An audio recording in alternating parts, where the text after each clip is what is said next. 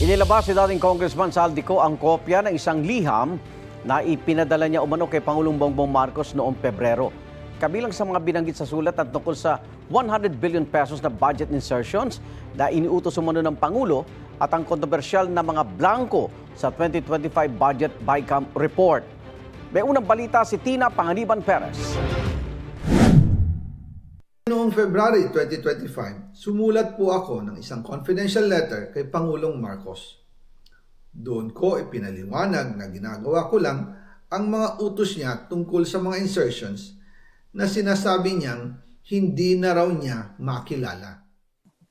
Tulad ng kanyang sinabi sa videong pinost noong Martes, inilabas ni dating Congressman Saldico ang kanya umanong confidential letter kay Pangulong Bongbong Marcos. Ang 7 pahinang sulat, pirmado ni Ko. Walang nakasaad na petsa rito. Bagamat sinabi ni Ko na ipinadala niya ito sa Pangulo noong Pebrero. Hindi rin malinaw kung paano ito ipinadala sa Pangulo. Walang anumang marka na natanggap ito ng Malacanang o ng Office of the President. Sa liham, sinabi ni Ko na sumulat siya sa Pangulo para magpaliwanag dahil pakiramdam niya na akusahan ng Kamara na ginulo nito ang 2025 budget, gayong sinunod lang naman daw nila ang National Expenditure Program na isinumite ng ehekutibo. Binanggit din ni Ko sa sulat ang umano'y 100 billion pesos na budget insertion na hinihiling umano ng Pangulo. Sabi ni Ko, na paulit-ulit daw niyang tinanong kung inutos nga raw ba talaga ito ng Pangulo. Kinumpirmaan niya ni Nooy Budget Secretary Amenah Pangandaman at dating PLLO Chief Undersecretary Adrian Bersamin na utos nga raw yon ng Pangulo. Sinisiri ni Ko si Nooy Senate President Chis Escudero kung bakit daw lumobo ng husto noon ang budget ng DPWH nang mas malaki pa sa budget ng edukasyon. Gusto raw kasi ni Escudero na magkaroon ng 200 billion na alokasyon ang Senado na ang malaking bahagi ay ipapasok sa mga proyekto ng DPWH, kaya kinailangan magbawas sa pondo sa ibang departamento. Nagbabala pa raw siya kay Escudero na hindi pwedeng mas malaki ang alokasyon ng DPWH kaysa edukasyon, pero nagbanta raw si Escudero na patatagalin ang budget deliberations para magkaroon na lang ng re-enacted budget.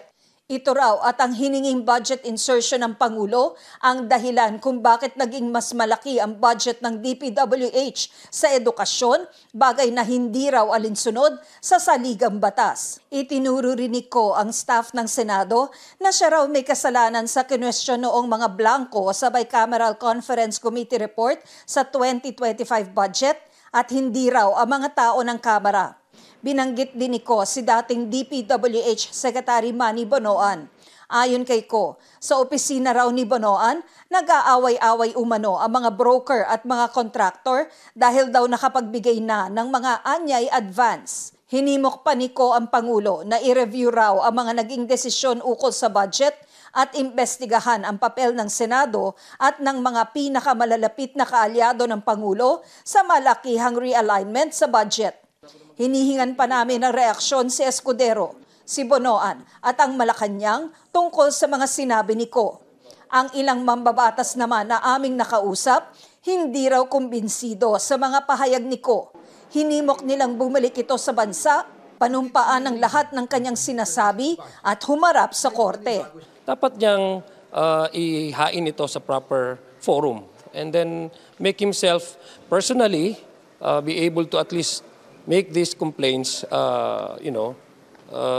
before the courts so that he can also be given the due process, to make all these allegations come into light before the proper forum. Umuwi siya. Mahirap malaman kung ano yung nasa utak ni Saldico.